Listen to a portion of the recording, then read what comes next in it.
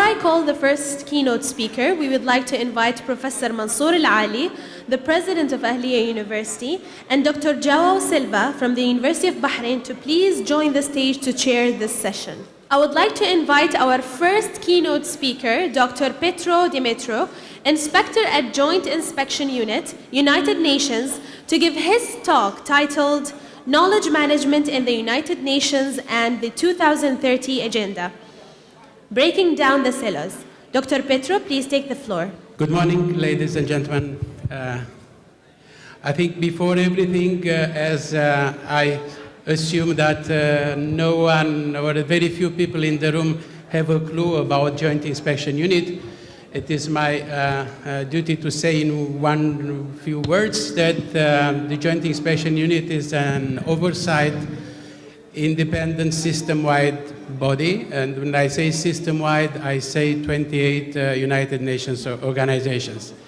My presentation today is based on the recent review conducted by Joint Inspection Unit on knowledge management in the United Nations system.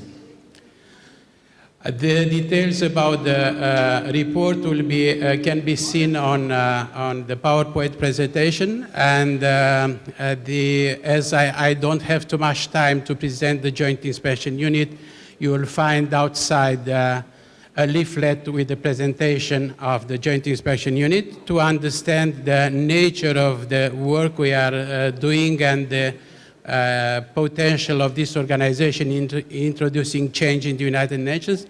And there is also a summary of the executive summary of the report on knowledge management. But I'm now presenting my proper presentation for today. The 2030 Agenda for Sustainable Development is the most ambitious and comprehensive document adopted by the United Nations since the Universal Declaration of Human Rights. It was conceived as an unprecedented expression of multilateral, integrative, and transdisciplinary work. A new underlying approach is expected to operate in the implementation of the agenda. While the Millennium Development Goals were a collection of separate objectives, the 2030 Agenda is universal and indivisible. It aims to bring together the three main pillars of the United Nations: peace and security, development, and human rights. It aspires to gather about 65 United Nations entities to move away from fragmentation, duplication, and working in silos.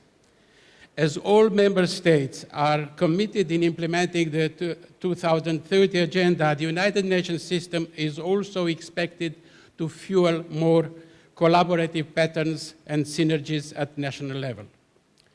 With the bar raised that high, it appears that knowledge can play the role of ultimate federative factor of the 17 goals and 169 targets. Knowledge can be the main connector among the United Nations organs, specialized agencies, funds, and programs, and the multitude of non-state stakeholders. Knowledge is the common denominator of all United Nations mandates and actions, and transcends thematic and geographic borders. More than goods, services, and capital, knowledge is what fuels the dynamics of our globalized and interdependent world.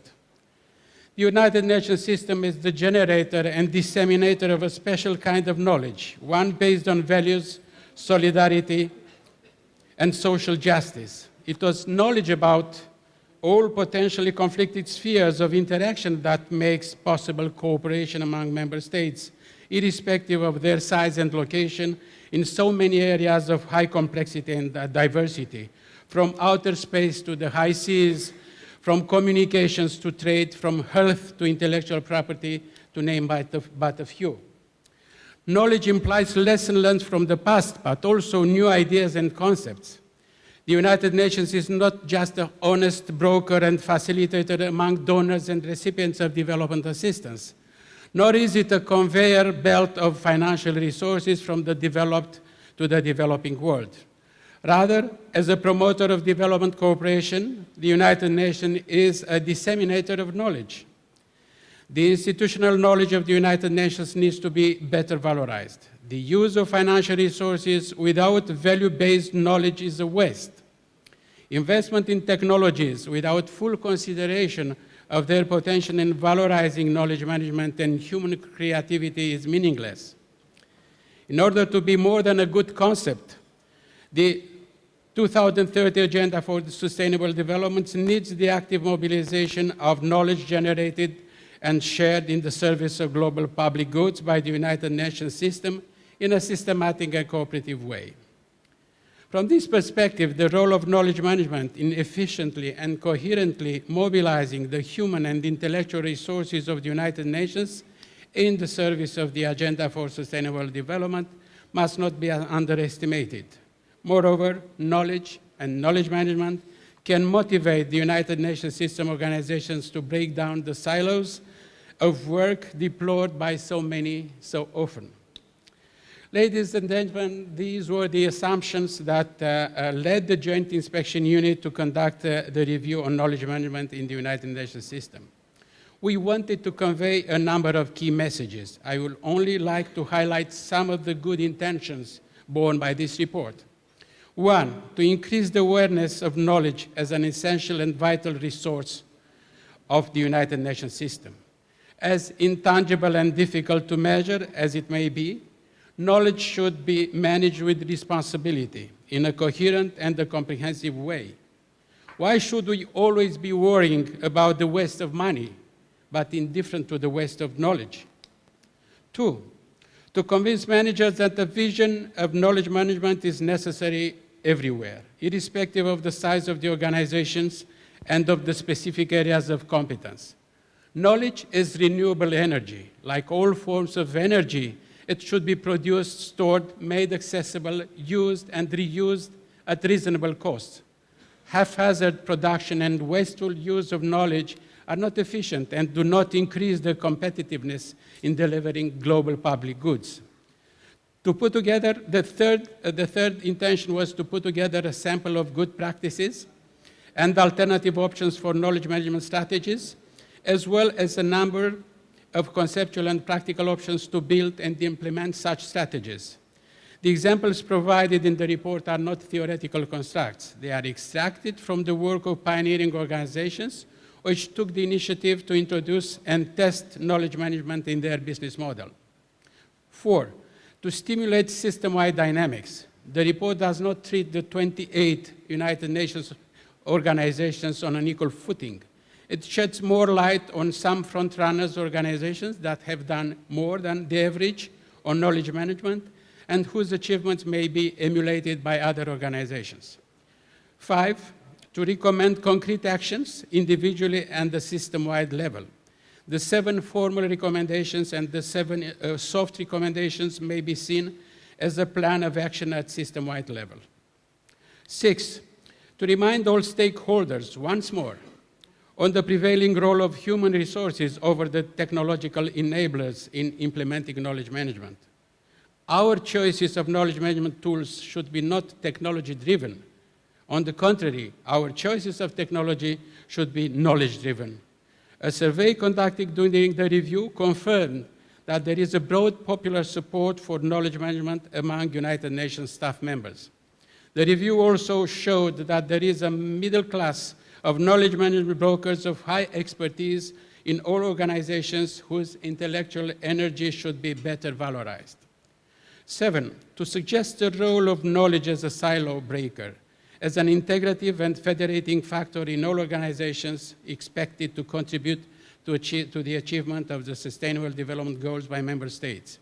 Beyond rules, regulations, political declarations, and institutional arrangements, knowledge may indeed help make the United Nations organizations act always like a system.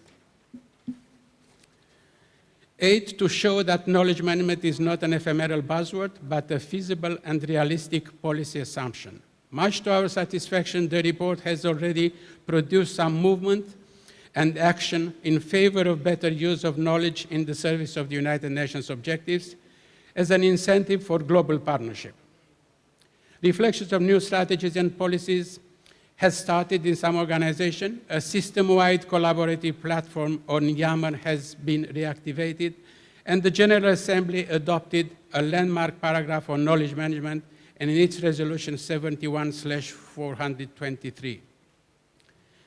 Ladies and gentlemen, distinguished professors, dear students, the Joint Inspection Unit report found out that knowledge management remains a challenge for the United Nations system organizations in their attempt to systematically and efficiently develop, organize, share, and integrate knowledge to achieve their cross-cutting goals.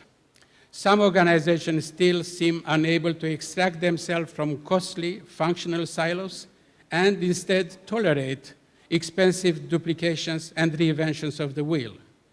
The proliferation of uncoordinated or difficult to access repository of information has often had a negative impact on staff and decision makers' ability to find relevant contents quickly, as well as on the overall cost of content. Knowledge benefits are both reaching and hard to measure, as some speakers emphasized yesterday.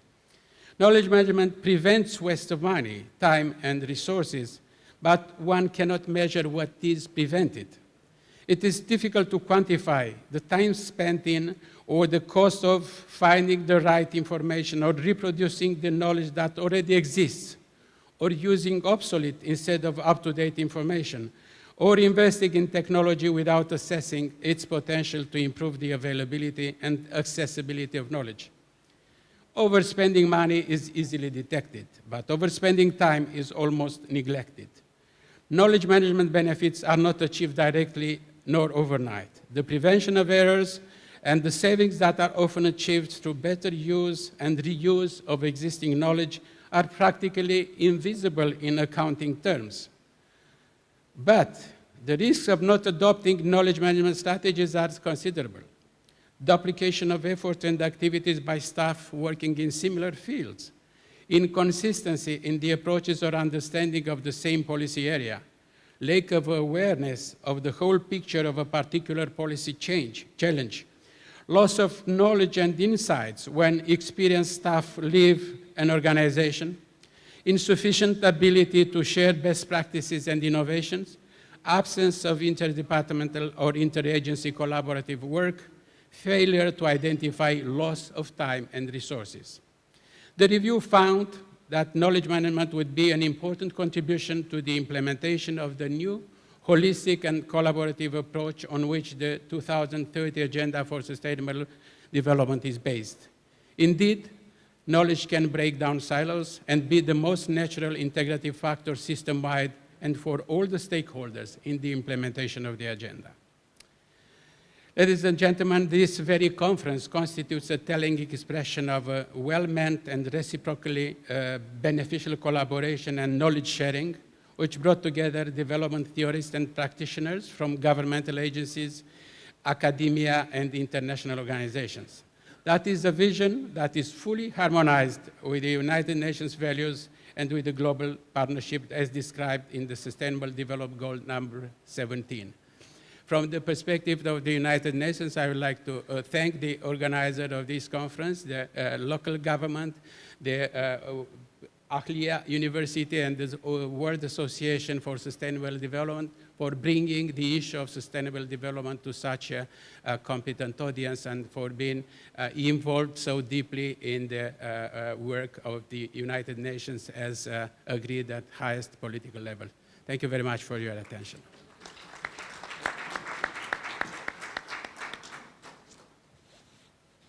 Thank you very much, Dr. Petru, for a very interesting speech.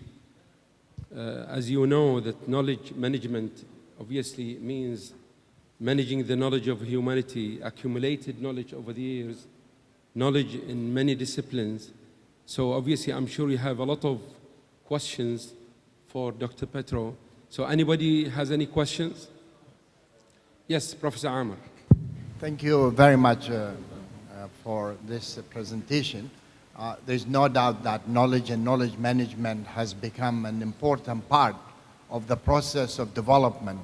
Now, the United Nations have about 200 countries today, but the fact of the matter remains that these countries are divided between the rich, who are very few, and the poor are the majority. Now, in order to implement knowledge management, you need to have infrastructure. Many of the developing countries may not have the means in order to be able to practice knowledge management. And these developing countries, they need help and assistance, whether it is in terms of knowledge transfer, technology transfer, finance, and what have you. Is the United Nations doing anything in order to put these kind of theoretical ideas in practice to help these developing countries, or just knowledge management for the sake of knowledge management? Thank you. Thank you very much, Professor. Of course, this is a very pertinent question, and I will try to respond it somehow, not entirely. So first of all, it's about the ambit and the scope of the report I did present here in a few sentences. Our report concerned basically knowledge management as practiced by the United Nations organizations, by the system as such, because we found out that, as a matter of fact, despite of the importance of the issue, only a few organizations practice a full-scale knowledge management. They do have a full-scale vision on knowledge management. So that was our first recommendations. I mean, the essence of our recommendations and the scope of our reports. We did just to respond to your question that is related to the overall ambitions of the development agenda. And you are very right in saying that the simple existence and understanding of concept does not help countries to introduce, to implement, and to practice knowledge management. There is a need of infrastructure, etc. But we believe that this is actually a key message that, and a key action that can be taken within the framework of this new Sustainable Development Agenda, because it is a very holistic approach. It concerns everything, and it concerns the participation of all major stakeholders, not only member states, not only the UN family, but also the private sector, but also academia, like most of the participants in the room. So all these means are supposed to work in favor of this complex notion on sustainable development. Of course, as long as at the level of the United Nations organization there is no, very predominant worry for knowledge management, that would be difficult to be transferred conceptually to the member states. However, I believe that there is at this point in time enough energy, and I would come on what line that I mentioned during my presentation, the fact that for the first time the General Assembly endorsed the importance of knowledge management and called upon all member states and all participating organizations and actors involved in the implementation of the development agenda, knowledge management. So that will come somehow in the whole exercise of implementing this rich universe of sustainable development goals. So to some extent, this is the response to my question, to your question. But there is something that I feel, and it is some way sort of philosophy of the Joint Inspection Unit. We believe that the human resources, the existing human resources across the organization, and I think that is also valid for the member states, are not properly and entirely used.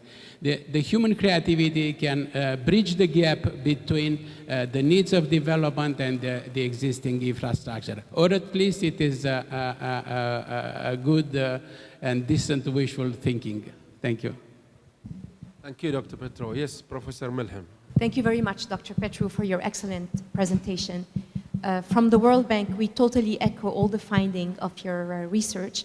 And a very practical suggestion where I'd like your thoughts is all the member states are now having to come up with the SDG measurements, and data is often missing, very, very often missing. And what I'm thinking is, how about in terms of your unit, and the different member state and the sister organization try to come up with sort of country-based partnerships for the SDGs to create a culture of data and maintenance and, of course, following up until 2030.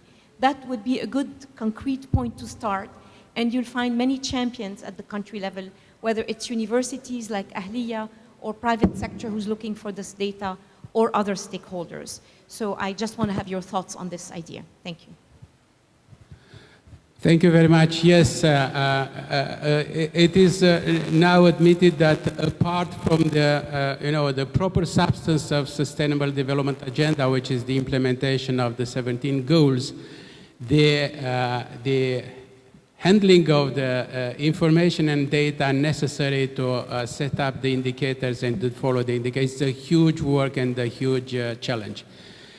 It is obvious that for many countries, this is already a very inhibiting factor in considering, they might consider policies to implement some of the goals, depending on the needs of the countries, depending on the existing resources, depending on the international cooperation that they might trigger, depending also on the involvement of the private sector. But in terms of reporting, yes, indeed, the member states do really need a technical support for handling this huge amount of information that is necessary to build up the indicators and to follow the measure in which the member states can implement these indicators. So probably at this point in time, this is caring for all actors involved in the implementation of the agenda. But as you said, I think with more attention paid to the potential contribution of other stakeholders like the private sector, like academia, the research done by the universities, the richness of data available in the hands of the private sector, this issue of indicator can also be overpassed. But it is obvious that this is a considerable challenge. Thank you for your question. Thank you. There's room for one more question, last question. Anybody? Well, I'll just ask a very small technical question. With regards to the audience, how can small organizations or universities benefit from this knowledge? What do they have to do to get some knowledge or data or information for their own organization or benefit to feed their future thinking? What would Ahlia, for example, how would we benefit from this knowledge and knowledge-based systems and knowledge management system? Thank you very much for the question. To be, very selfish and narrow-minded, my first answer to your question will be to check and see our report, because basically we already indicate a number of excellent practices in some. And I'll give you a few examples. For instance, on the issue of climate change, we identify a very good practice, a platform that was created by non-governmental, non-UN entities, but which contains everything that is relevant in terms of climate change, including research from academia, including good practices by the private sector, including initiatives and work done by governments in various parts of the world. So this is one one example. Another example is for countries that are, for instance, interested in desertification. We identify a knowledge platform that brings together almost everything that is relevant to the issue, from job seeking to access to major studies. But these are just a few examples. I would also mention what I mentioned in my presentation, the existence of the system-wide collaborative platforms on Yammer, which means that really this is a place, is emerging, but it was very much reactivated last year when we started the report, one could find responses to many specific questions, because basically you have there all the representative of the United Nations organizations, representative of international financial institutions, of academia, NGOs, and even individual researcher of some topics. So basically, it's a place where one could ask questions, and by the impact and by the existing network, they might have answers to their specific questions. Thank you very much. Please join me in thanking Dr. Petru for his wonderful speech. Thank you.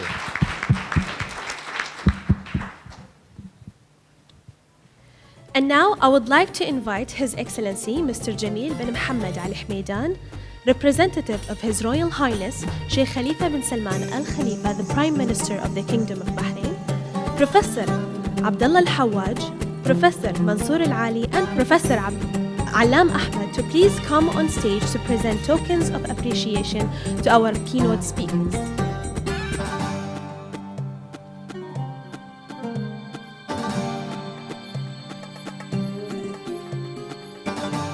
Dr. PETRU DUMITRIU,